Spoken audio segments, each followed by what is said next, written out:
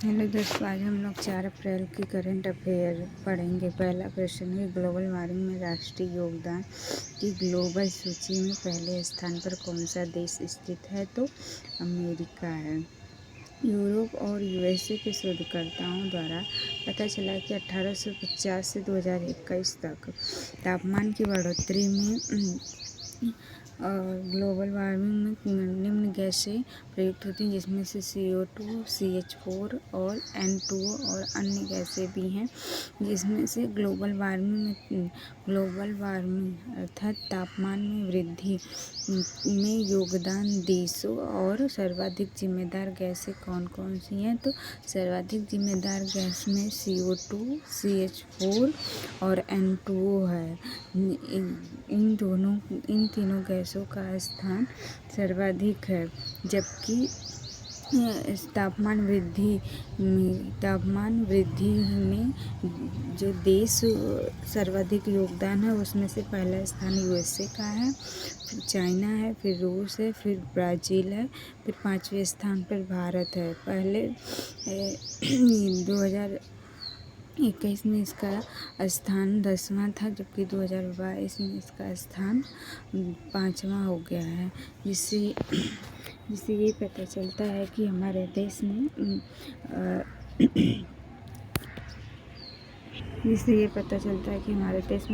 औद्योगिकरण की वृद्धि हुई है, जिसमें से योगदान में यूएसए का योगदान 17.3% है, जबकि भारत का योगदान 4.8% है। भारत का स्थान 10वें से 5वें स्थान पर आया, जिससे ये पता चलता है कि इंडिया में पॉपुलेशन में वृद्धि हुई है, इंडस्ट्री में वृद्धि हुई है और ट्रांसपोर्टेशन में वृद्धि है, जिसके कारण CO2, CH4 और N2O में वृद्धि हुई है। ग्रीन हाउस गैस के उत्सर्जन को कम करने के लिए कौन सा प्रोटोकॉल हुआ है? तो प्रोटोकॉल का आयोजन किया गया था, जो 1997 ईस्वी में किया गया था, जिसे हम COP3 भी कहते हैं। COP27 का आयोजन कहाँ किया गया है? तो COP27 का आयोजन मिस्र में किया गया है। AR6 संश्लेषण रिपोर्ट किसके द्वारा जारी की गई है? तो IPCC के द्वारा जारी की गई है। अर्थ आवर डे 2023 कब व किसके द्वारा बनाया गया? तो अर्थ आवर डे 25 मार्च को मनाया जाता है, और इसका आरंभ 2007 से स्वीडन में किया गया था, और ये 8:30 से 9:30 के बीच मनाया जाता है। इसका आयोजन संस्थान WWF के द्वारा किया गया था। हाल ही में ट्रांस पैसिफिक भागीदारी समझौता में शामिल होने वाला देश कौन सा है? तो ब्रिटेन है। ट्रांस पैसिफिक पार्टनरशिप TPP समझौता में ब्रिटेन शामिल हुआ है, और इसकी स्थापना 2018 में की गई थी, और इसमें प्रशांत महासागर के 11 देश शामिल हैं, जिसमें से यूएसए अलग हो गया है। आइए हम कुछ रिवीजन करते हैं। नाटो में कुल 31 देश हैं, जिसमें से 31वां देश फिनलैंड है। आसियान का 11वां सदस्य तिमोर लेस्ते है, और एनडीए का 9वां सदस्य मिस्र है, जबकि SCO का भी 9वां सदस्य ईरान है। I2U2 में कौन कौन से देश शामिल हैं? तो इंडिया, इजराइल, USA, UAE 4 देश शामिल हैं। क्वाड में कौन कौन से देश शामिल हैं? तो क्वाड में 4 देश हैं। इंडिया है, ऑस्ट्रेलिया है, जापान है, USA है। न्यू डेवलपमेंट बैंक और एशियान में हाल ही में कौन कौन से देश शामिल हुए हैं? तो न्यू डेवलपमेंट बैंक में 9वां सदस्य मिस्र शामिल हुआ है, जबकि आसियान में 11वां सदस्य तिमोर लेस्ते शामिल हुआ है। ब्रिटेन के नए प्रधानमंत्री कौन हैं? तो ऋषि सुनक हैं। हाल ही में ब्रिटेन के नए राजा किन्हें बनाया गया है? तो चार्ल्स तृतीय को बनाया गया है। हाल ही में इसरो ने पुनः अप्रोच लॉन्च वाहन स्वायत्त लैंडिंग मिशन RLV-LEX का सफलतापूर्वक परीक्षण कहाँ किया है? तो कर्नाटक में किया है।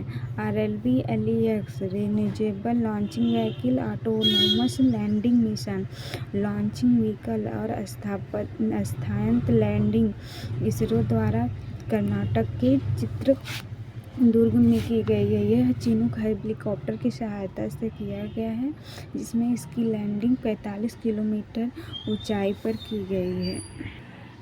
INS 2B को किसके द्वारा लॉन्च किया गया है? तो INS 2B को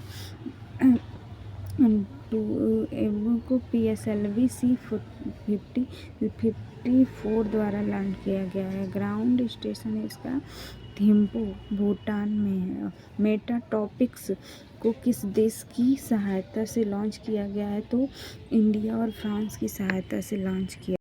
हाल ही में वनवे के उपग्रहों को किस रॉकेट के द्वारा लॉन्च किया गया है? ये वनवे जो है ये यूके का उपग्रह है।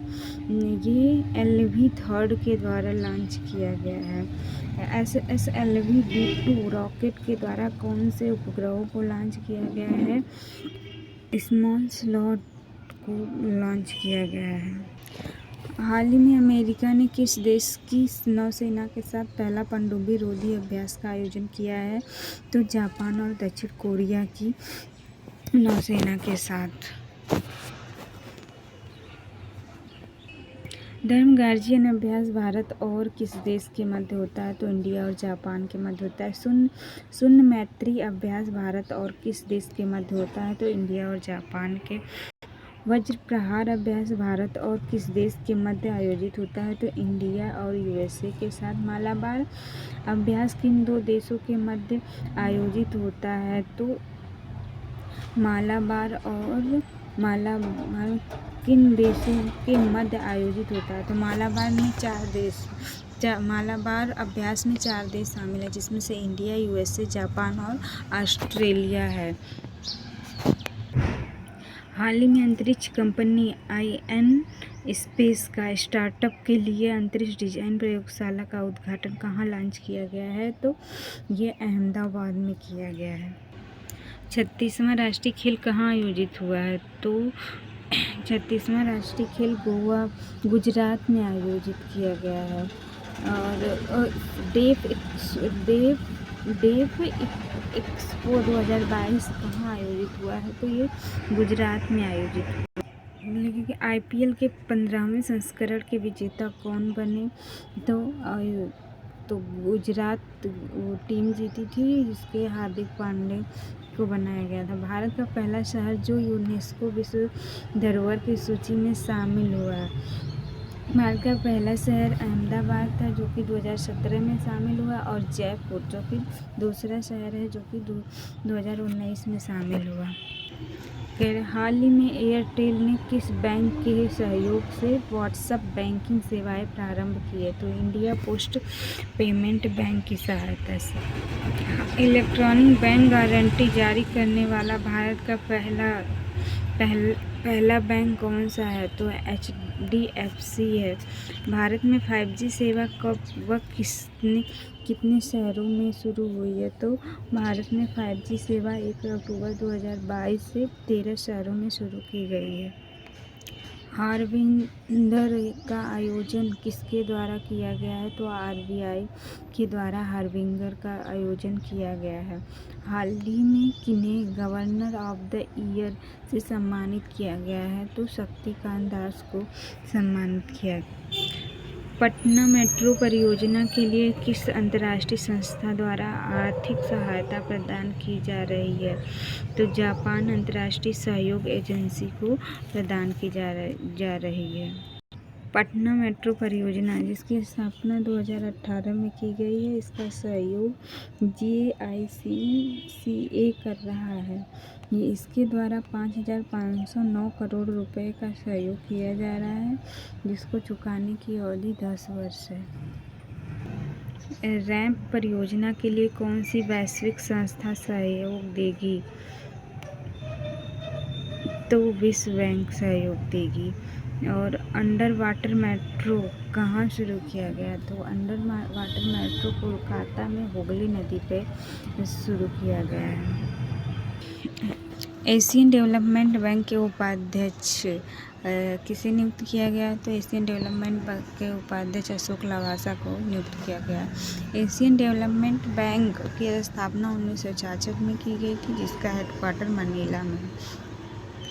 जापान के वर्तमान प्रधानमंत्री कौन है? तो वह जापान के वर्तमान प्रधानमंत्री फुमियो किशिदा हैं। और जापान की राजधानी टोक्यो है। जापान की मुद्रा येन है। जापान की संसद को हाइट कहा जाता है। हाल ही में स्कूल चले अभियान का शुभारंभ कहाँ किया गया? तो हाल ही में स्कूल चले अभियान का शुभारंभ यूपी में किया गया है। और इसकी शुरुआत 2022 में यूपी के श्रावस्ती जिले से की गई थी, जिसमें स्कूल चलो अभियान इसका उद्देश्य है कि नामांकन की संख्या 100% की जाए, स्कूल छोड़ चुके बच्चों की वापसी की जाए। और यह हर साल यूपी में 1 अप्रैल 2023 से मनाया जाने लगा है। और इसमें वर्दी, जूते, स्टेशनरी के लिए 1200 रुपये बच्चों को दिए जाएंगे। यूपी में जिलों की संख्या 75 है। यूपी में विधानसभा के सदस्यों की संख्या 403 है, जबकि विधान परिषद के सदस्यों की संख्या 100 है। लोकसभा के सदस्यों की संख्या 80 है, जबकि राज्यसभा के सदस्यों की संख्या 31 है। नव भारत साक्षरता अभियान ये 2022 से 2027 तक शुरू किया गया है, जिसमें 15 वर्ष से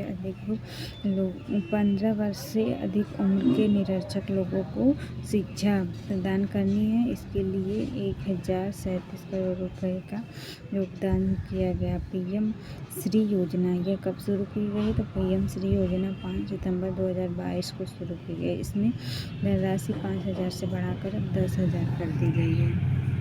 पंचामृत योजना यूपी में शुरू की गई है। ये गन्ने के लिए शुरू की गई है। शिक्षा की सूची का विषय। शिक्षा पहले ये मूल संविधान में राज्य सूची का विषय था, फिर इसे जिसे हम लघु संविधान कहते हैं, 42वें संविधान संशोधन के द्वारा 1976 में वर्तमान में इसे समवर्ती सूची में रखा गया है।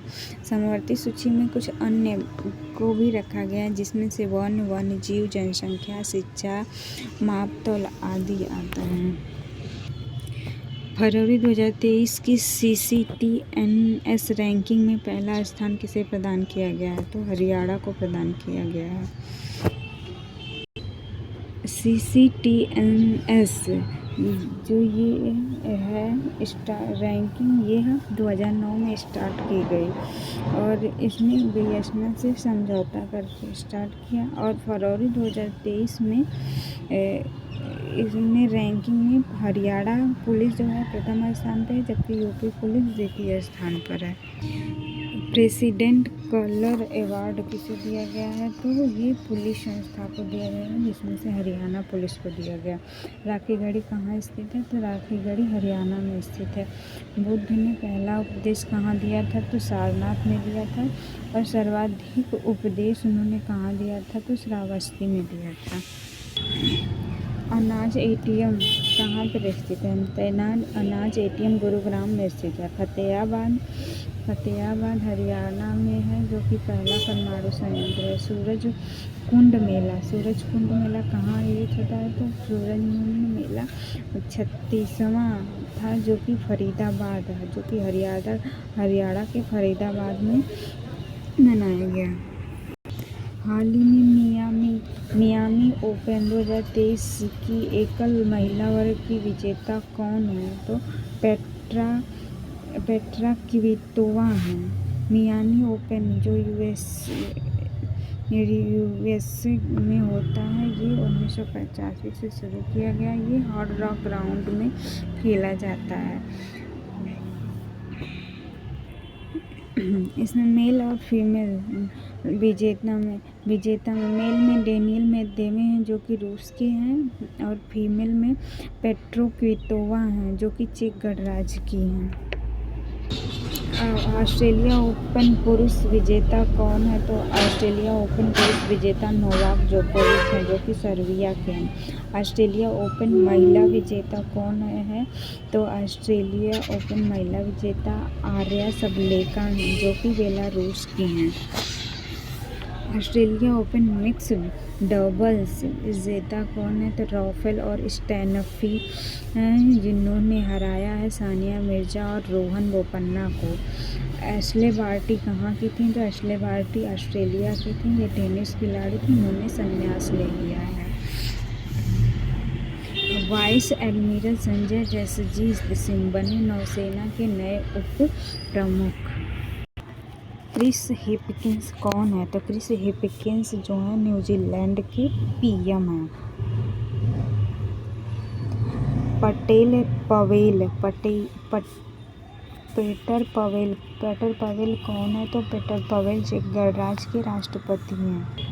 एमडी शहाबुद्दीन कौन है? तो एमडी शहाबुद्दीन जो है ये बांग्लादेश के राष्ट्रपति हैं, और ये यहाँ की पीएम जो है शेख हसीना है। ऋषि सुनक कौन है? तो ऋषि सुनक जो है ये इंग्लैंड के पीएम हैं। इससे पहले यहाँ पर लिज ट्रेस थे जो पीएम थे। बेंजामिन नेतन्याहू कौन है? तो बेंजामिन नेतन्याहू जो हैं इजराइल के पीएम हैं। पुष्पा कमल दाह प्रचंडा जो हैं ये नेपाल के पीएम हैं, और यह नेपाल के राष्ट्रपति रामचंद्र पौंडेय हैं। जॉर्जिया मेलोनी ये इटली की पहली महिला पीएम हैं। अनवर इब्राहिम ये मलेशिया के राष्ट्रपति हैं। विलियम रूटो केन्या के राष्ट्रपति हैं। अन सुक योल जो हैं ये साउथ कोरिया के पीएम हैं। लूला दे सिल्वा ये ब्राज़ील के राष्ट्रपति हैं। अल्तोनियो अल्बनेसे ये ऑस्ट्रेलिया के पीएम। राम सहाय यादव ये नेपाल के उपराष्ट्रपति हैं। रानिल विक्रमसिंघे ये श्रीलंका के राष्ट्रपति हैं। जो बाइडेन ये अमेरिका के राष्ट्रपति हैं। शी जिनपिंग ये चीन के राष्ट्रपति हैं। अजय बंगा ये वर्ल्ड बैंक के अध्यक्ष हैं। सियामोदा कास्त्रो ये होंडुरास की पहली महिला अध्यक्ष हैं। मिया मोटली ये बारबुडा की महिला प्रधानमंत्री हैं।